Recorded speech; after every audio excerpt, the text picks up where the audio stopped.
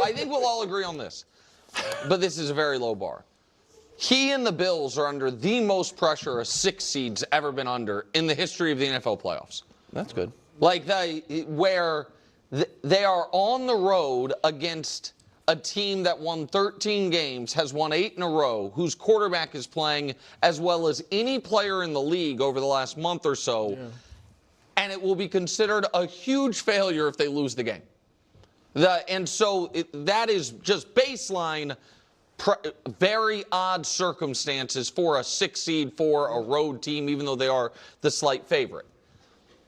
And I think it's fair because I know that there has been a lot of, in my opinion, media revisionism, if that's a word, about what the Bills are. The Bills are a team that has the rushing champ. The Bills are a team that has the #1 pass defense in football. The Bills are a team that are a top 10 scoring offense, top 12, their 12th scoring defense. They are not a dominant defense, but it's not the 2018 Chiefs. It's not the Bengals 2 years ago or last year. It's they're not a perfect team by any means. They have good tight ends, don't have great receivers, but they have enough pieces that in this year's field, when all of the other in their prime quarterbacks that you are your rivals in your conference all missed the playoffs, people expect you to go on a run. This is utterly nonsensical, a complete manipulation of the actual dialogue, and it is beyond absurd. It is patently ridiculous. No one is under the illusion that the Buffalo Bills defense is particularly strong. All right? Similarly, touting their rushing champion is profoundly misleading. Yes, James Cook has been excellent. He's been a standout.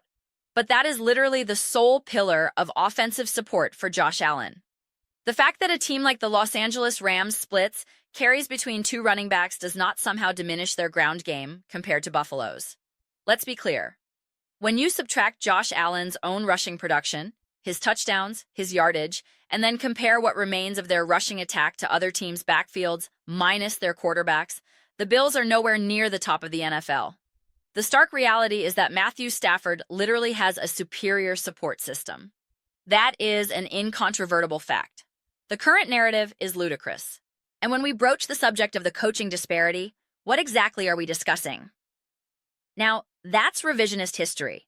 The same voices attempting to frame Patrick Mahomes as having carried teams single-handedly conveniently overlook the elite offensive lines, top-tier defenses, brilliant play calling, and generational tight ends he enjoyed, depending on which year they magically pluck from the air.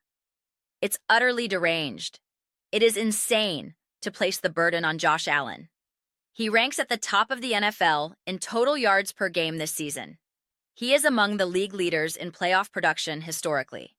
He boasts one of the best touchdown-to-interception ratios.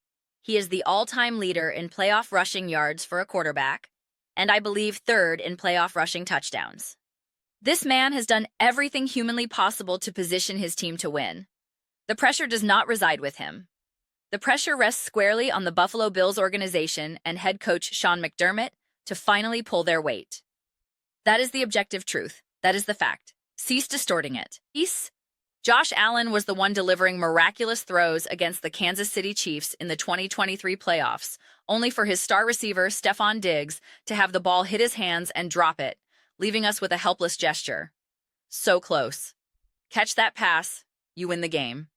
If Amari Cooper had properly read a defender on a potential game-winning play against the Chiefs in 2024, he likely takes it to the house. If his tight end could actually secure a catch on a breathtaking improvisational play by Allen. And after that game, the narrative blamed Josh Allen, suggesting Patrick Mahomes would have located a better option. How peculiar, given I don't recall Mahomes conjuring superior throws under constant duress against the Philadelphia Eagles in the Super Bowl. We persistently contort the conversation, and it is wearying, illogical, and infuriating. It is permissible to simply tell the truth and engage in authentic analysis. I have been driven to the brink over these past few days because playoff season ushers in peak irrationality. There should be precisely 0 pressure on Josh Allen, because if he manages to win a playoff game and reach the Super Bowl with this current roster, it would stand as one of the most monumental individual accomplishments by a quarterback in NFL history. Let's truly examine this revisionist history. The Buffalo Bills are ranked 20th in total defense. For context, the Kansas City Chiefs are 7th. The Los Angeles Rams are 1st. This is a perfect illustration of how statistics can be misleading. I acknowledge their defense has moments, ranking 12th in points allowed. Not terrible. But observe how that average is manufactured. They held the New York Jets to 10 points. Impressive. The Carolina Panthers to 9. The Pittsburgh Steelers to 7. The Jets, again, to 8. The Philadelphia Eagles to 13 in a monsoon. Then, they surrendered 31 to the New England Patriots, 34 to the Cincinnati Bengals, 23 to the Houston Texans, a high number for them, 32 to the Green Bay Packers, 30 to the Miami Dolphins, 21 to a struggling Kansas City Chiefs offense, 24 to the Atlanta Falcons, and 40 to the Baltimore Ravens. Enough. Just stop. Consider this. Kyren Williams alone has more rushing first downs than James Cook. Kyren Williams has 1,252 rushing yards. Blake Corum has 746. Combined, their total surpasses James Cook's output. Do you grasp that? Do you comprehend what success rate means for a running play? The two most efficient running backs in the NFL this season are Kyren Williams and Blake Corum. The player with the highest success rate on the Buffalo Bills? Josh Allen at 58%. James Cook is down at 46.6%. Which team averages more rushing yards per game? That would be the Los Angeles Rams' duo, Williams and Corum, combining for approximately 118 yards per game. James Cook averages 95.4. That is a significant differential. Williams and Corum together have around 110, 120 rushing first downs, nearly double Cook's total. Cook has 12 rushing touchdowns. Williams and Corum have 16 combined. I highlight Stafford at this juncture because the chorus chants pressure on Josh Allen, while Stafford's pressure seems mitigated by a Super Bowl ring. Yet, Josh Allen has demonstrably superior playoff production, statistics, and performances. Could the difference perhaps be the team? Is there a reason Matthew Stafford failed to win a single playoff game with the Detroit Lions? That historical fact was never held against him with the same fervor.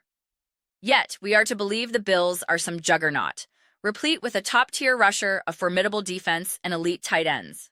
Sure, absolutely, that makes perfect sense. Some will retort, you're diminishing James Cook. No, he has been vitally important. This is about context, this is about accuracy, this is about understanding what you are witnessing. A substantial portion of Cook's production has come in blowouts or against inferior opponents. In the crucible of the most significant games, the primary engine is unequivocally Josh Allen.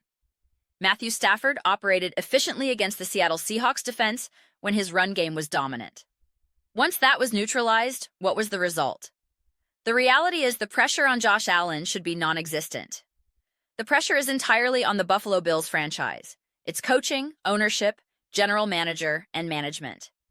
The pressure is on them to finally construct a complete team around Josh Allen that is capable of winning a championship. Matthew Stafford won a Super Bowl in a game where his offense scored only 23 points. His stat line, 283 passing yards, 3 touchdowns, 2 interceptions, 6 rushing yards, and an 89.9 passer rating. Josh Allen lost a playoff game where his team hung 36 points.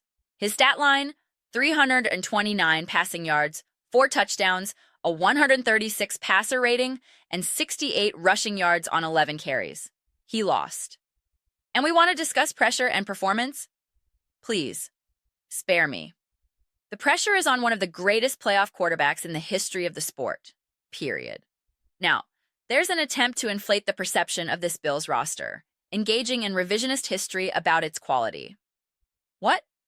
You simultaneously admit he lacks great wide receivers, which is a glaring issue, but then try to elevate the tight ends. Dalton Kincaid played 12 games, recording 571 yards and 5 touchdowns. Dawson Knox played 17 games, starting 12, with 417 yards and 4 touchdowns. Consider this.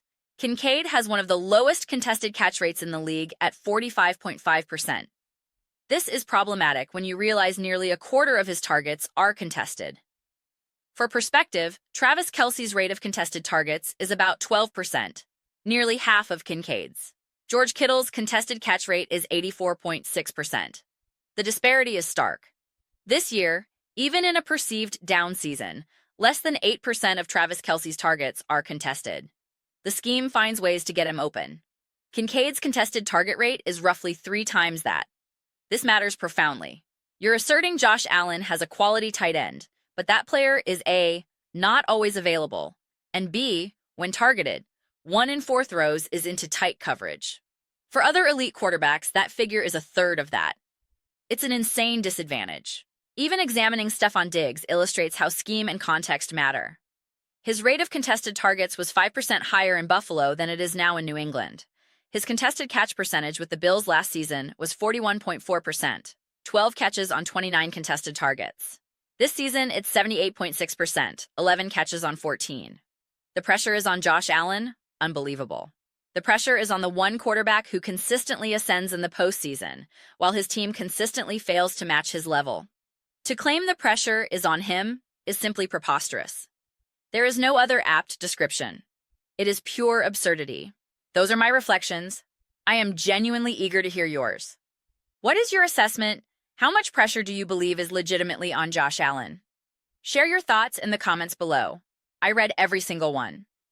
Whether you agree or disagree, let's delve into discussion, even debate, but ultimately, let's enjoy the exchange.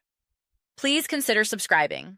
We are building a phenomenal community here and would be thrilled to have you join. My goal is to create a space where we feel authentically connected and excited to participate. I believe we are well on that path.